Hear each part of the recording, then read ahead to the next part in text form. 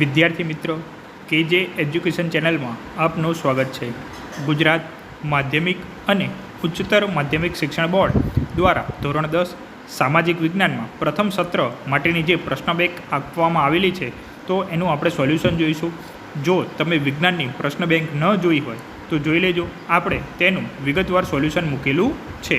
તો આપણે વાત કરીએ તો ઇતિહાસ, ભૂગોળ અને અર્થશાસ્ત્રમાં કયા કયા પ્રકરણનો સમાવેશ કરવામાં આવેલો છે. તો ઇતિહાસમાં 1 થી 4, ભૂગોળમાં 8, 9, 10 અને અર્થશાસ્ત્રમાં 15, 16 અને 17 ચેપ્ટરનો સમાવેશ કરવામાં આવેલો છે. તો આપણે જોઈએ કે આ રીતના 4 વિભાગ હશે, એમાં ટોટલ 25 ગુણનો છે, A, B, C અને D. હવે વિભાગ એની વાત કરીએ તો વિભાગ એમાં આપણને જોડકાઓ આપેલા છે. તો ઘણા બધા જોડકાઓ આપેલા છે અને નીચે ઘણા બધા ઓપ્શનો પણ છે. જોઈ લો વિદ્યાર્થી મિત્રો, છેક 19 અને પછી છેક 26 સુધીના જોડકા આપેલા છે. પણ હું તમને કહી દઉં કે એના સાચા જવાબ શું આવે. તમે ચોપડો એટલે કે નોટબુક સાથે રાખજો, બરાબર, અને જવાબ લખતા જજો. નેગ્રીટો, તો નેગ્રીટોમાં આવશે હપ્સી. શું આવશે? હપ્સી વિદ્યાર્થી મિત્રો.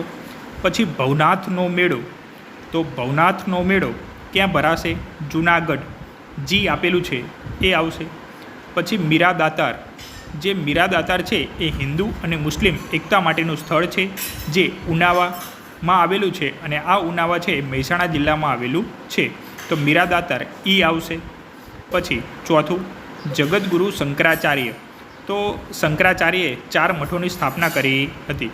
એ જ રીતના દેવભૂમિ દ્વારકામાં એમને શારદાપીઠની સ્થાપના કરી હતી. તો ઓપ્શન નંબર ડી, બરાબર. તો શારદાપીઠ એની સામે જવાબ આવશે. પછી રુદ્ર મહાલય, તો રુદ્ર મહાલય છે એ સિદ્ધપુરમાં આવેલો છે, તો એ આવશે સિદ્ધપુર. પછી મુનસર તળાવ, તો કહી શકાય કે મીનળ દેવીએ 2 તળાવ બંધાવેલા છે, એક છે મલાવ તળાવ અને એક છે મુનસર તળાવ. જે મુનસર તળાવ છે એ વિરંગામમાં આવેલું છે, તો અહીંયા સાચો જવાબ આવશે વિરંગામ, H જે આપેલું છે. જો મલાવ તળાવ હોત તો એ આવશે ધોળકા.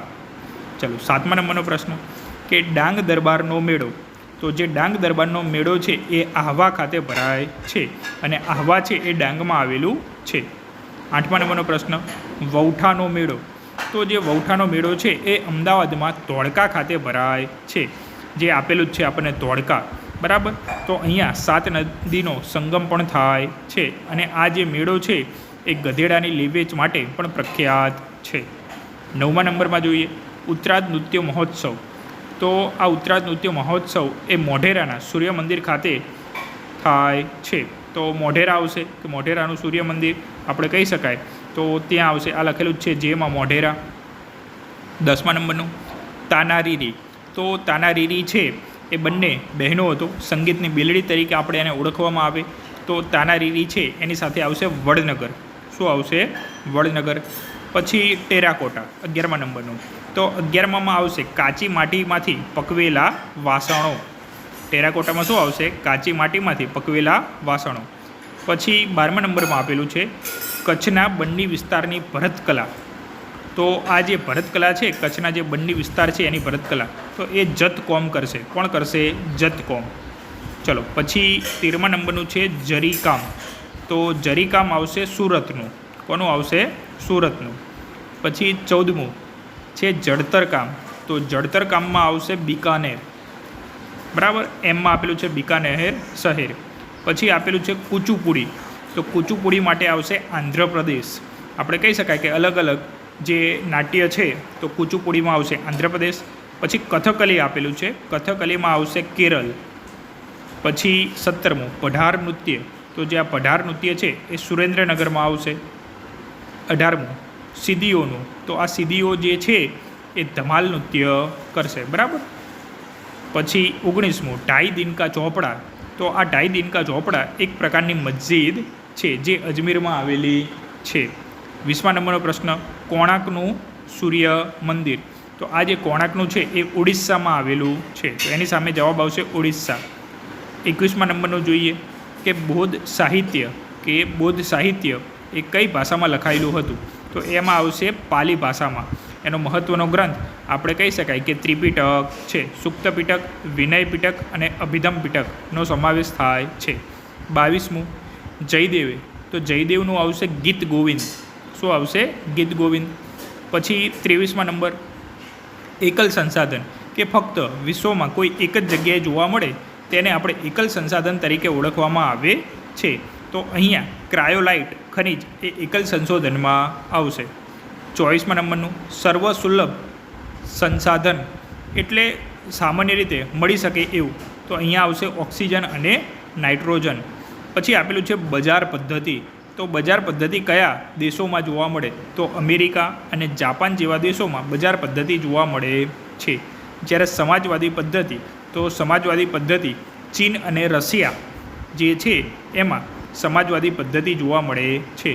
ભારત પૂછે તો ભારતમાં મિશ્ર પદ્ધતિ જોવા મળે છે, કે મિશ્ર અર્થતંત્ર જોવા મળે છે. ચલો હવે ખાલી જગ્યા આપેલી છે વિદ્યાર્થી મિત્રો. તો પહેલી ખાલી જગ્યા છે કે ખાલી જગ્યાની સંસ્કૃતિના લોકોથી શરૂ કરીને આજ દિન સુધીના લોકોએ ભારતને પોતાની આવડત, બુદ્ધિ, શક્તિ અને કલા કૌશલ્ય દ્વારા સમૃદ્ધ બનાવ્યું છે. ચલો સાચો જવાબ શું આવશે? તો આમાં સાચો જવાબ આવશે સિંધુ ખીણ. બરાબર, તો સિંધુ ખીણની સંસ્કૃતિના લોકો. ચલો બીજો MCQ જોઈએ કે પ્રાચીન કાળમાં હિન્દુઓ આર્ય કહેવાતા. તેઓની મુખ્ય વસ્તી જે પ્રદેશમાં હતી તે પ્રદેશને ખાલી જગ્યા નામ અપાયું હતું. તો ઓપ્શન આપેલા છે હસ્તિનાપુર, વિંધ્યાચલ કે આર્યાવ્રત. ચલો શું આવશે જવાબ? તો સાચો જવાબ આર્યવ્રત આવશે. બરાબર, તેમની મુખ્ય જે પ્રદેશમાં વસ્તી હતી તે પ્રદેશને આર્યવ્રત પ્રદેશ તરીકે આપણે ઓળખતા હતા. ચલો ત્રીજા નંબરનો પ્રશ્ન કે ખાલી જગ્યાના દિવસને વિશ્વ યોગ દિવસ તરીકે મનાવવામાં આવે છે. ચલો સાચો જવાબ શું આવશે? તો આવશે 21મી જૂન. ચલો ચોથા નંબરનો પ્રશ્ન કે પ્રાચીન સમયથી ભારત વસ્ત્ર વિદ્યા ક્ષેત્રે જાણીતું છે. ભારતના કુશળ કારીગરો દ્વારા તૈયાર થતી ખાલી જગ્યાની મલમલનો તાકો દીવાસળીની પેટીમાં સમાતો. તો ઓપ્શન આપેલા છે ટાંકા, ઝરૂખો કે પશ્મી.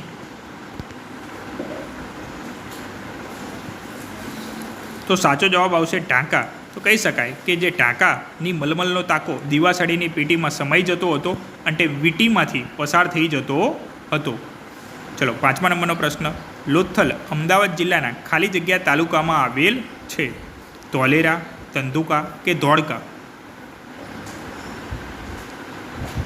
તો લોથલ છે એ આંતરરાષ્ટ્રીય બંદર હતું. બરાબર, તો ત્યાં વહાણ લંગારવાની ગોદી પણ આવેલું હતું, એટલે કે ડોકિયાળ પણ હતું. અને જે લોથલ છે એ ધોળકા તાલુકામાં આવેલું છે. બરાબર, તો ધોળકા જવાબ આવશે. છઠ્ઠું, ભારતમાં સંગીત ક્ષેત્રે ખાલી જગ્યા જાણીતો હતો. અમીર ખુસરો, તુલસીદાસ કે ચંદી પ્રસાદ. ચલો સાચો જવાબ શું આવશે? તો સંગીતની વાત કરેલી છે તો અમીર ખુસરો આવશે. બરાબર, તો અમીર ખુસરો એ જાણીતો હતો. ચલો સાતમા નંબરનો પ્રશ્ન જોઈએ કે ખાલી જગ્યા ભારતની શિલ્પકલાનો શ્રેષ્ઠ નમૂનો છે. સારનાથનો સ્તંભ, સાંચીનો સ્તંભ કે નંદનગઢનો સ્તંભ. ચલો સાચો જવાબ શું આવશે?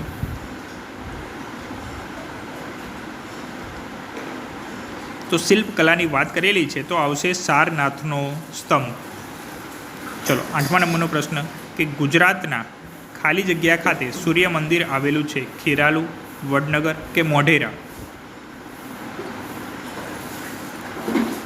તો આપણે આની પહેલાં જ જોયું હતું કે ઉત્તરાજ નૃત્ય મહોત્સવ મોઢેરા ખાતે એનું આયોજન કરવામાં આવે છે અને મોઢેરા ખાતે સૂર્ય મંદિર આવેલું છે. અને આ મોઢેરા છે એ અમદાવાદ જિલ્લામાં આવેલું, આ મહેસાણા જિલ્લામાં આવેલું છે. અને આ જે છે મંદિર, સૂર્ય મંદિર, એનું જે નકશીકામ છે એ ઈરાની શૈલીમાં થયેલું છે. જે સોલંકી વંશના રાજા હતા ભીમદેવ પ્રથમ દ્વારા આ મંદિરનું નિર્માણ કરવામાં આવેલું છે. જે આ પ્રશ્ન છે એ બોર્ડની પરીક્ષામાં વારંવાર પૂછાય છે, તો તમે તૈયાર કરી દેજો મોઢેરાનું સૂર્ય મંદિર.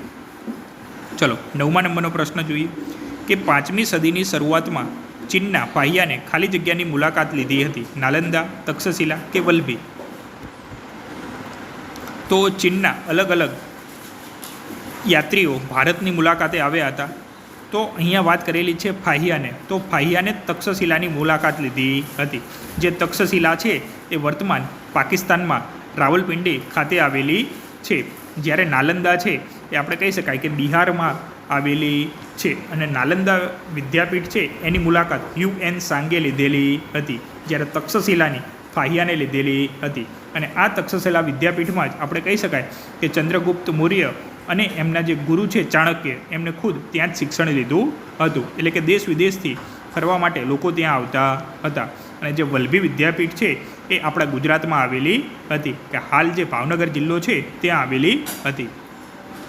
ચલો આગળનો પ્રશ્ન જોઈએ આપણે. ચલો 10મા નંબરનો, કે હાલમાં ભારતીય કૃષિ સંશોધન પરિષદ દ્વારા ભારતની જમીનનો મુખ્ય ખાલી જગ્યા પ્રકારોમાં વહેંચવામાં આવી છે 16, 15 કે 8. ચલો સાચો જવાબ શું આવશે? તો 8 આવશે. બરાબર, સાચો જવાબ આવશે 8. ચલો 11મા નંબરનો પ્રશ્ન, ભારતના જંગલમાંથી ખાલી જગ્યા સંપૂર્ણ નામ શેષ થયેલ છે વાઘ, સિંહ કે ચિત્તો. ચલો સાચો જવાબ શું આવશે? કે સંપૂર્ણ ભારતના જંગલોમાંથી. તો ભારતના જંગલોમાંથી પૂછે પ્રશ્ન તો આવશે ચિત્તો, પરંતુ જો ગુજરાતના જંગલોમાંથી પૂછે તો આવશે વાઘ.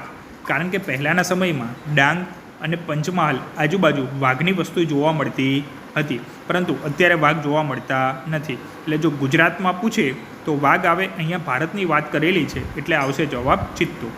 ચલો 12મા નંબરનો પ્રશ્ન, ખાલી જગ્યા દેશોમાં અર્થતંત્રનું સ્વરૂપ દ્વિમુખી પ્રવર્તે છે. એટલે કે દ્વિમુખી અર્થતંત્ર જોવા મળે છે. તો કહી શકાય કે વિકાસશીલ દેશોમાં જોવા મળે છે. 13મા નંબરનો પ્રશ્ન, વિશ્વ વ્યાપાર સંગઠનનું વડું મથક ખાલી જગ્યા શહેરમાં આવેલું છે લંડન, પેરિસ કે જીનીવા. ચલો સાચો જવાબ શું આવશે? આપણે આને કહી શકાય કે વર્લ્ડ ટ્રેડ ઓર્ગેનાઇઝેશન તરીકે ઓળખવામાં આવે છે. તો તેનું જે વડું મથક છે એ સ્વિટ્ઝરલેન્ડ શહેરના જીનીવા ખાતે આવેલું છે. સ્વિટ્ઝરલેન્ડ દેશનું જે શહેર છે જીનીવા એના ખાતે આવેલું છે. તો આમાં સાચો જવાબ આવશે જીનીવા. ચલો 14મા નંબરનો પ્રશ્ન જોઈએ, કે વિશ્વમાં ખાલી જગ્યાને વિશ્વ પર્યાવરણ દિવસ તરીકે ઉજવવામાં આવે છે. તો વિશ્વ પર્યાવરણ દિવસ 12 માર્ચ, 5 જૂન કે 8 માર્ચ. તો સાચો જવાબ આવશે 5મી જૂન, કે 5મી જૂને આપણે વિશ્વ પર્યાવરણ દિવસ તરીકે ઉજવવામાં આવે છે. ચલો 15મો પ્રશ્ન, કે ગરીબીની રેખાનો ખ્યાલ સૌપ્રથમ WHO ના નિયામક ખાલી જગ્યાએ રજૂ કર્યો હતો રૂઝવેલ્ટ, બોર્ડ ઓરે કે જેમ્સ વોટ. ચલો સાચો જવાબ શું આવશે? તો આપણે કહી શકાય કે વર્લ્ડ હેલ્થ ઓર્ગેનાઇઝેશન કે જે સ્વિટ્ઝરલેન્ડના જીનીવા ખાતે એનું વડું મથક આવેલું છે. તો ગરીબી રેખાનો ખ્યાલ એના જે નિયામક હતા બોર્ડ ઓરેએ રજૂ કર્યો હતો. તો સાચો જવાબ આવશે એ. ચલો વિદ્યાર્થી મિત્ર, આપણે MCQ કે એટલે કે જોડકા અને ખાલી જગ્યાઓ જોઈ. હવે બીજા 1 માર્ક્સમાં પ્રશ્ન આપેલા છે કે સંસ્કૃતિ એટલે શું? તો કહી શકાય કે જીવન જીવવાની રીત એને સંસ્કૃતિ તરીકે ઓળખવામાં આવે. બીજા નંબરનો પ્રશ્ન જોઈએ, રોજડી અને શ્રીનાથગઢ આવું આપેલું છે, પણ રોજડી અથવા, કારણ કે બંને નામ એક જ છે, રોજડી અને શ્રીનાથગઢ એક જ નામ છે, કયા જિલ્લામાં આવેલા છે? તો આપણે કહી શકાય કે રાજકોટ જિલ્લામાં આવેલા છે. ત્રીજા નંબરનો પ્રશ્ન, અકીક એટલે શું? તો અકીક એક કિંમતી પથ્થર છે જે સિલિકા મિશ્રિત ભૂરા કે સફેદ રંગના કેલ્સિડોનિક પથ્થરને આપણે અકીક તરીકે ઓળખવામાં આવે છે. પછી વાત કરેલી છે ચોથા નંબરના પ્રશ્નમાં કે બેવડ ઇક્ત એટલે શું? બેવડ ઇક્ત એટલે કે બંને બાજુ પહેરી શકાય. આપણે પાટણનું પટોળું એટલે કે બેવડ ઇક્ત એટલે એક પ્રકારની પાટણની સાડી છે કે જેને બંને બાજુ પહેરી શકાય છે. એના માટે કહેવત છે, ફાટે પણ ફીટે નહીં, પડી પટોળે ભાત. કે લાંબા સમય સુધી એને પહેરવામાં આવે છતાં પણ એ ફાટતું નથી અને એનો કલર પણ જતો નથી. સોલંકી વંશમાં જે સિદ્ધરાજ જયસિંહના સમયમાં અને કુમારપાળના સમયમાં આનો વિકાસ થયો હતો. 5મા નંબરનો પ્રશ્ન, સંગીત મકરંદ નામનો ગ્રંથ કોણે લખ્યો હતો? તો આવશે નારદ. શું આવશે? નારદે. ચલો 6ઠ્ઠા નંબરનો પ્રશ્ન, પ્રાચીન સમયમાં ચામડામાંથી બનાવવામાં આવતી કોઈ પણ 4 વસ્તુના નામ આપો. તો આપણે કહી શકાય કે ચર્મ ઉદ્યોગ એટલે કે ચામડામાંથી આપણે પાકીટ છે, પટ્ટા છે, પગરખા છે, પછી તલવાર આપણે ઢાલ હોય ઢાલ બનશે. બરાબર, તો આ બધા જ છે એ ચામડામાંથી બને છે. 7મું, મોહેન્જો દડોનો અર્થ શું થાય? તો થશે મરેલાનો ટેકરો. ચલો 8મા નંબરનો પ્રશ્ન, સ્તંભ લેખો કઈ લિપિમાં કોતરાયેલા છે? તો જે સ્તંભ લેખો છે એક જ પથ્થરમાંથી બનાવવામાં આવેલા હોય છે, તે બ્રાહ્મી લિપિમાં કોતરાયેલા હોય છે. 9મા નંબરનો પ્રશ્ન, ડોકિયાર્ડ એટલે શું? તો આપણે કહી શકાય કે લોથલ પ્રાચીન સમયનું મહત્ત્વનું બંદર હતું. તો ડોકિયાર્ડ એટલે આપણે એને ગોદી પણ કહી શકાય, બંદર પણ કહી શકાય, કે વહાણ લંગારવાની જે જગ્યા અને ડોકિયાર્ડ તરીકે ઓળખવામાં આવે છે. 10મા નંબરનો પ્રશ્ન, કે અષ્ટાધ્યાયી નામનો ગ્રંથ કોણે લખ્યો હતો? તો આવશે મહર્ષિ પાણિની. મહર્ષિ પાણિનીએ અષ્ટાધ્યાયી નામનો ગ્રંથ લખેલો હતો. ચલો 11મું, કાદંબરીની રચના કોણે કરી હતી? તો આપણે કહી શકાય કે કાદંબરી બાણ, આમાં આવશે ફક્ત બાણ, કે બાણ નામના જે વ્યક્તિ હતા એમને કાદંબરીની રચના કરી હતી. જો બાણ ભટકે તો હર્ષચરિત્ર આવે અને ફક્ત બાણ કે તો બાણે આવશે કાદંબરી. ચલો પછી આપેલા છે પ્રશ્ન, સામુદાયિક વન એટલે શું? પછી 13મું આપેલું છે નિર્વનીકરણ એટલે શું? 14મા નંબરનો પ્રશ્ન છે આર્થિક વિકાસ એટલે શું? 15મો આર્થિક વૃદ્ધિ એટલે શું? 16મું માથાદીઠ આવક એટલે શું? તો આ બધા જ 1 માર્ક્સના પ્રશ્નો છે, વ્યાખ્યાઓ આપેલી છે, તમે જોઈ લેજો.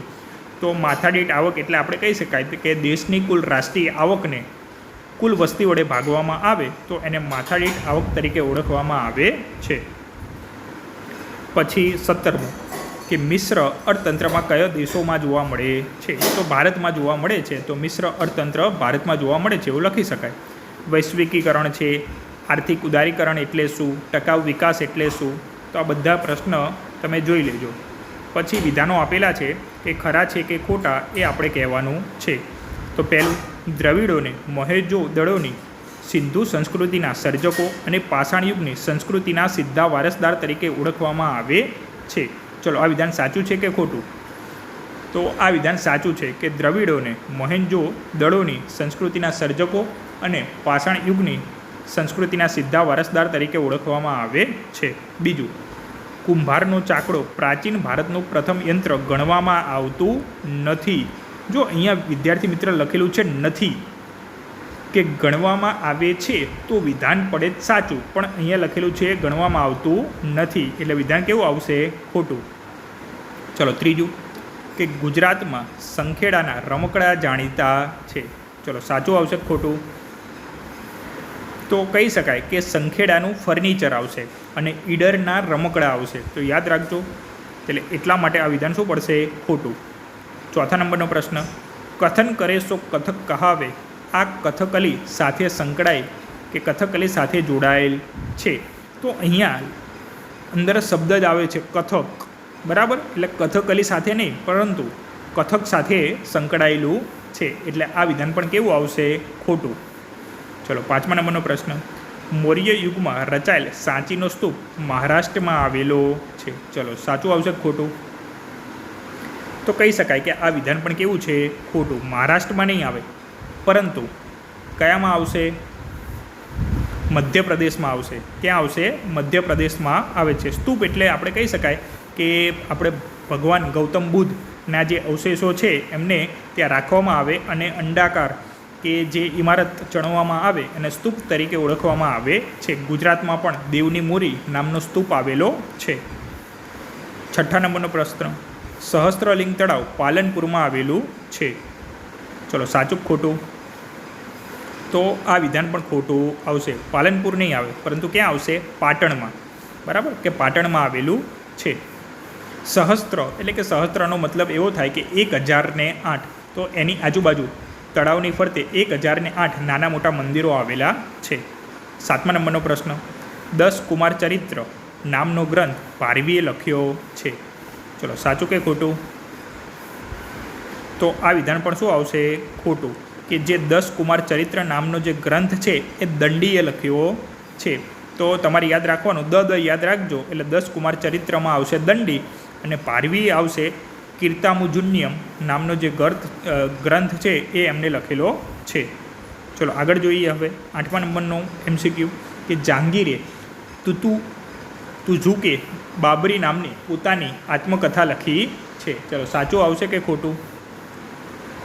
જો પાછળ લખેલું જ છે કે બાબરી, તો આ જે આત્મકથા છે એ બાબરે લખેલી છે. કોને લખેલી છે?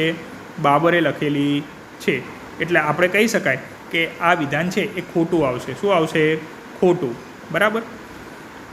આગળ જોઈએ 9મા નંબરનો પ્રશ્ન કે અબુલ ફઝલે આઈને અકબરી અને અકબરનામા નામના ગ્રંથો લખ્યા છે. ચલો આમાં સાચું આવશે કે ખોટું? તો કહી શકાય કે અબુલ ફઝલે આઈને અકબરી અને અકબરનામા નામના ગ્રંથ લખેલા છે. એટલે આ વિધાન શું આવશે? સાચું. શું આવશે વિદ્યાર્થી મિત્રો? આ વિધાન સાચું આવશે. બરાબર. તો યાદ રાખી લેજો કે 8મામાં ખોટું આવશે, 9મામાં સાચું આવશે. 10મું જંગલો, સૂર્યપ્રકાશ, પશુ પંખીઓને નવીનીકરણ સંસાધનો કહેવામાં આવે છે. હા, કે એવા સંસાધનો કે જે આપણને ટૂંકા ગાળામાં ફરીથી મળે એને નવીનીકરણ સંસાધનો તરીકે ઓળખવામાં આવે છે. તો જંગલો, સૂર્યપ્રકાશ, પંખીઓને કહી શકાય. એટલે 10મા નંબરનું વિધાન સાચું આવશે. ચલો 11મા નંબરનો પ્રશ્ન કે દેશની કુલ આવકને રાષ્ટ્રીય આવક કહેવામાં આવે છે. તો આ એકદમ વિધાન સાચું છે. બરાબર. આપણે આર્થિક વિકાસમાં લીટી આપેલી જ છે કે દેશની કુલ આવકને રાષ્ટ્રીય આવક કહેવામાં આવે છે. ચલો 12મા નંબરનો પ્રશ્ન કે $735 ઓછી માથાદીઠ આવક ધરાવતા દેશોને વિકાસશીલ અર્થતંત્ર તરીકે ઓળખવામાં આવે છે. તો આ વિધાન એકદમ સાચું છે કે આવી 735 જે વર્લ્ડ બેંક હતી કે વિશ્વ બેંકે આવી $735 કરતાં ઓછી માથાદીઠ આવક ધરાવતા દેશને વિકાસશીલ અર્થતંત્ર તરીકે ઓળખવાની સંકલ્પના આપેલી છે. ચલો 13મા નંબરનું જોઈએ કે સેવા ક્ષેત્રોમાં ટાંકણીથી લઈને મોટા યંત્રો સુધીનું ઉત્પાદન કરવામાં આવે છે. ચલો સાચું ખોટું? તો કહી શકાય કે આપણે 3 પ્રકાર પડશે. પ્રાથમિક આવશે, માધ્યમિક આવશે અને સેવા ક્ષેત્ર આવશે. જે પ્રાથમિક ક્ષેત્ર હશે એમાં ખેતી અને ખેતી સાથે સંકળાયેલી પ્રવૃત્તિ આવશે, જ્યારે માધ્યમિક ક્ષેત્રમાં ટાંકણીથી લઈને મોટા યંત્ર સુધીનું ઉત્પાદન આવશે. અને જ્યારે સેવા ક્ષેત્રો છે એમાં કોઈ પણ નોકરી આવશે, બેન્કિંગ છે, બરાબર, એ બધી. તો અહીંયા વાત કરેલી છે ટાંકણીથી લઈને મોટા યંત્રો સુધીનું. તો વિધાન સેવા ક્ષેત્ર એટલે ખોટું. માધ્યમિક ક્ષેત્ર લખેલું હોત તો સાચું આવે. 14મા નંબરનો પ્રશ્ન સમાજવાદી પદ્ધતિમાં ઉત્પાદનના સાધનોની માલિકી રાજ્યની હોય છે. તો વિધાન એકદમ સાચું છે કે આ પદ્ધતિમાં જે સાધનોની માલિકી છે એ રાજ્યની જોવા મળે છે. 15મા નંબરનું જોઈએ કે ટકાઉ વિકાસમાં પર્યાવરણીય સંસાધનોની કાયમી જાળવણી ઉપર ભાર મુકાયો છે. તો આ વિધાન પણ સાચું છે. 16મું WTO એ ભેદભાવ વગર ઘરના ઝઘડાનો નિકાલ કરે છે. એટલે આપણે કહી શકાય કે વર્લ્ડ ટ્રેડ ઓર્ગેનાઇઝેશન છે એક ઝઘડાઓ હોય કોઈ પણ 2 દેશો વચ્ચેના એના ઝઘડાનો નિકાલ કરે છે. બરાબર. તો એ વિધાન પણ સાચું છે. 13મું ઈસવીસન 1981માં ભારત સરકારે વાયુ પ્રદૂષણ નિયંત્રણ ધારો પસાર કર્યો. તો આ વિધાન પણ સાચું છે. 18મા નંબરનો પ્રશ્ન કે મિશન મંગલમ યોજના અંતર્ગત ખેડૂતોને ખેતીમાં સબસિડી અને લોન આપવામાં આવે છે. તો આ વિધાન ખોટું થશે. કેમ ખોટું થશે?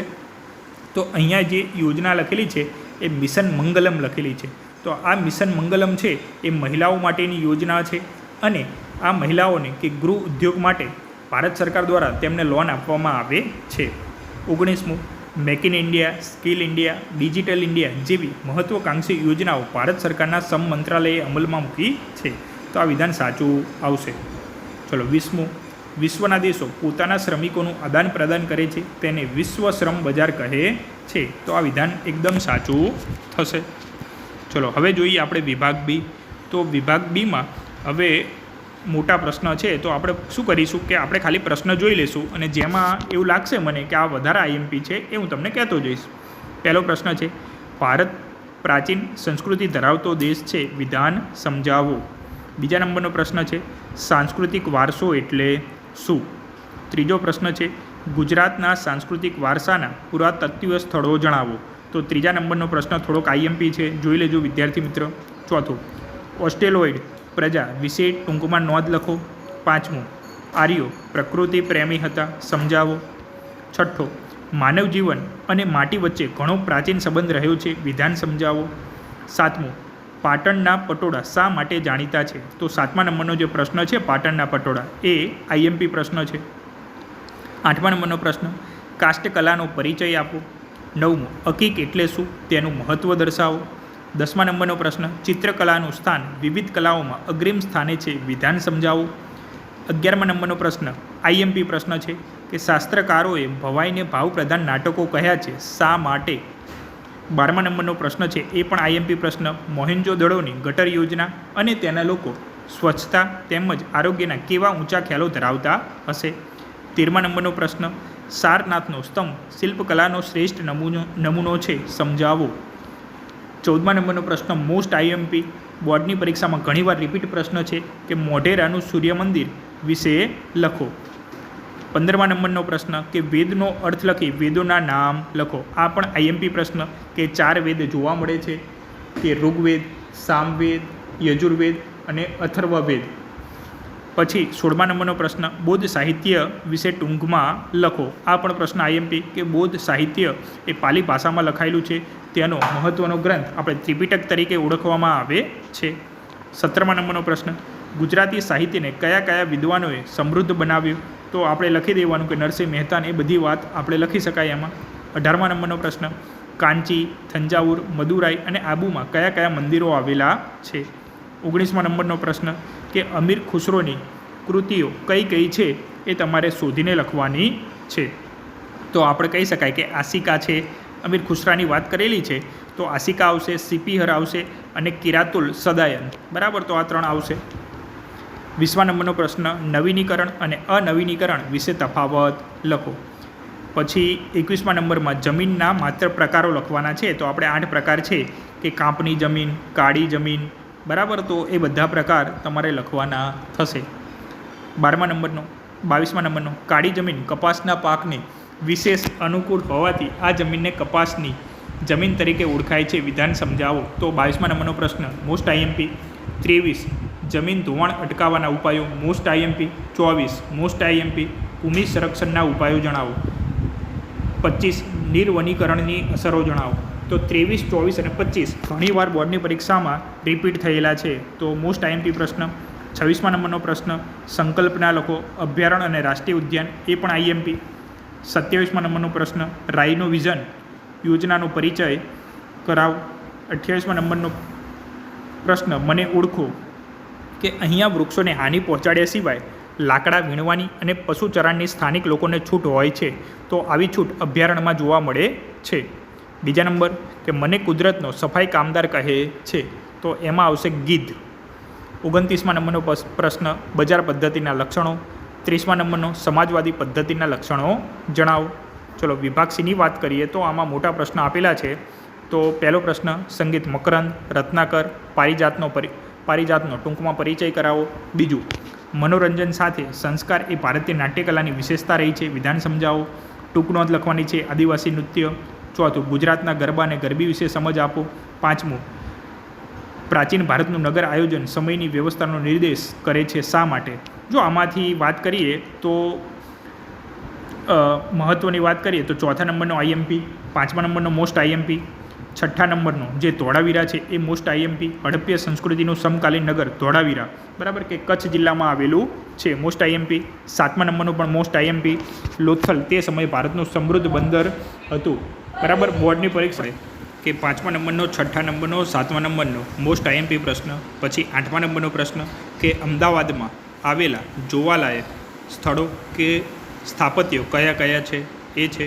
પછી 9મા નંબરનો પ્રશ્ન બોર્ડની પરીક્ષામાં પૂછાયેલો પ્રશ્ન અને આઈએમપી પ્રશ્ન કે રામાયણ અને મહાભારતનો તફાવત લખો. 10મા નંબરનો પ્રશ્ન કે તમિલ સાહિત્યનો પરિચય કરાવો. 11મા નંબરનો પ્રશ્ન ઈસવીસનની 5મી થી 11મી સદી સુધીમાં નાલંદાની ખ્યાતિ અને સુપ્રસિદ્ધિ વિદ્યા કેન્દ્ર તરીકે રહી હતી, સમજાવો. તો 11મા નંબરનો પ્રશ્ન પણ બોર્ડની પરીક્ષામાં પૂછાયેલો મોસ્ટ આઈએમપી પ્રશ્ન. 12મા નંબરનો વલભી વિશે ટૂંક નોંધ લખો. 13મા નંબરનો પ્રશ્ન વન સંરક્ષણ અંગેના ઉપાયો. તો મોસ્ટ આઈએમપી પ્રશ્ન 13મા નંબરનો જોઈ લેજો, બોર્ડની પરીક્ષામાં પૂછાયેલો. 14મો આજે વિશ્વના અસંખ્ય વન્યજીવોનો વિનાશ થવાના આરે ઉભેલા છે, શા માટે?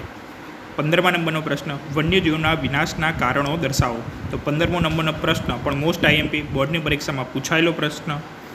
16મો વન્યજીવ સંરક્ષણ માટેના ઉપાયો દર્શાવો. 16મો પ્રશ્ન પણ બોર્ડની પરીક્ષામાં પૂછાયેલો આઈએમપી પ્રશ્ન. 17મો અભયારણ્ય અને રાષ્ટ્રીય ઉદ્યાન વિશે તફાવત લખો. 18 આર્થિક પ્રવૃત્તિ અને બિન આર્થિક પ્રવૃત્તિ વિશે તફાવત લખો. 19 વિકાસશીલ અર્થતંત્રના લક્ષણો લખો. 20 ઉત્પાદનના સાધનો કયા છે. 21 આર્થિક ઉદારીકરણના લાભો અને ગેરલાભો જણાવો. તો 16થી 21 સુધીના દરેક પ્રશ્ન બોર્ડની પરીક્ષા માટે પૂછાયેલા છે. તો મોસ્ટ આઈએમપી તો 16થી 21 નંબરના બધા જ પ્રશ્નો કરી લેજો. 22મું ખાનગીકરણનો અર્થ આપી તેના લાભ અને ગેરલાભ જણાવો. 23 વૈશ્વિકીકરણના લાભ અને ગેરલાભ જણાવો. 24 વિશ્વ વ્યાપાર સંગઠનના ધ્યેયો અને કાર્ય જણાવો. 25 સુપોષિત વિકાસ આજના સમયની માગ છે, શા માટે. તો 22, 23 અને 24 આ ત્રણેય પ્રશ્ન બોર્ડની પરીક્ષામાં પૂછાયેલા મોસ્ટ આઈએમપી પ્રશ્ન છે. તો એ બધા પ્રશ્ન જોઈ લેજો. વિભાગ ડીની વાત કરીએ તો 4 માર્ક્સના પ્રશ્ન છે. તો કૃષિના પ્રકારો જણાવો. તો મોસ્ટ આઈએમપી પ્રશ્ન દરેક વખતે બોર્ડની પરીક્ષામાં પૂછાઈ શકે તેવો પ્રશ્ન કે કૃષિના પ્રકાર. તો કૃષિના આપણે 6 પ્રકાર છે, બરાબર. કે સૂકી ખેતી, આ આપણે કે કહી શકાય કે ભીની ખેતી આવશે, બાગાયત ખેતી આવશે, સ્થળાંતરિત ખેતી આવશે, બરાબર. જીવન નિર્વાહ ખેતી આવશે, સઘન ખેતી આવશે. તો એ બધા પ્રકારો વિશે આપણે ડિટેલમાં થોડીક માહિતી આપવાની છે. બીજું, ભારતમાં ઋતુઓના સંદર્ભમાં કૃષિના પાકને કયા 3 વિભાગમાં વહેંચવામાં આવે છે તેનું વિવેચન કરો. એટલે કહી શકાય કે ખરીફ પાક છે, રવિ પાક છે અને જાયદ પાક. ખરીફ પાક એટલે કે ચોમાસાના સમયગાળામાં થશે, રવિ પાક એટલે શિયાળામાં થશે અને જાયદ પાક એટલે ઉનાળાના સમયગાળામાં કરવામાં આવે છે. તો એનો સમયગાળો મહિના વાઇઝ લખવાનો થશે અને એના તમારે ઉદાહરણ આપવાના છે. ત્રીજું, નીચે દર્શાવેલી આકૃતિને જોઈ તેના વિશે સવિસ્તાર લખો. તો આકૃતિ આપેલી છે, જે આકૃતિ છે ડાંગરની છે. તો ડાંગર વિશે તમારે બેઝિક માહિતી લખવાની છે. તો પહેલા નંબરનો પ્રશ્ન બોર્ડની પરીક્ષા માટે મોસ્ટ આઈએમપી. ત્રીજો પણ મોસ્ટ આઈએમપી, બરાબર. તો કયા સમયમાં ડાંગર થશે, બરાબર, એ બધી જ વસ્તુ તમે લખી શકો. પછી નીચે દર્શાવેલી આકૃતિ જોઈ નીચેના સવિસ્તાર લખો. તો અહીંયા જે આકૃતિ આપેલી છે એ ઘઉંની આપેલી છે. તો પાકમાં મુખ્યત્વે 3 પાક મુખ્ય મોસ્ટ આઈએમપી ડાંગર, ઘઉં અને ચા અને કોફી. જે 5મા નંબરનું છે એ ચા અને કોફી આપેલું છે. છઠ્ઠું, કપાસ. તો કપાસના પાકના અનુકૂળ સંજોગો વર્ણવી ભારતના કયા રાજ્યો અને ગુજરાતના કયા જિલ્લામાં આ પાકનું વધુ ઉત્પાદન થાય છે. તો જણાવો. તો મોસ્ટ આઈએમપી. એના સિવાય દરેક વખતે બોર્ડની પરીક્ષામાં 7મો અને 8મો મોસ્ટ આઈએમપી કાં ટેકનિકલ સુધારા હશે કાં તો સંસ્થાકીય સુધારા જોવા મળે જ છે. 9મા નંબરનો પ્રશ્ન હરિયાળી ક્રાંતિ અને 10મા નંબરનો પ્રશ્ન ભારતની ખેતી ઉપર વૈશ્વિકીકરણની અસરો. તો વિદ્યાર્થી મિત્ર, તો તમારે 7મા નંબરનો પ્રશ્ન, 8મા નંબરનો પ્રશ્ન, પહેલા નંબરનો પ્રશ્ન એટલે કે કૃષિના પ્રકારો અને ડાંગર છે, ઘઉં છે, ચા, કોફી અને કપાસ. તો આટલું કરી લેશો એટલે લગભગ આ ચેપ્ટરમાંથી બોર્ડની પરીક્ષામાં 2 પ્રશ્ન પૂછાય છે એ કવર થઈ જશે. વિદ્યાર્થી મિત્ર, જો આ વિડીયો સારો લાગે તો આ ચેનલને લાઇક કરજો, શેર કરજો,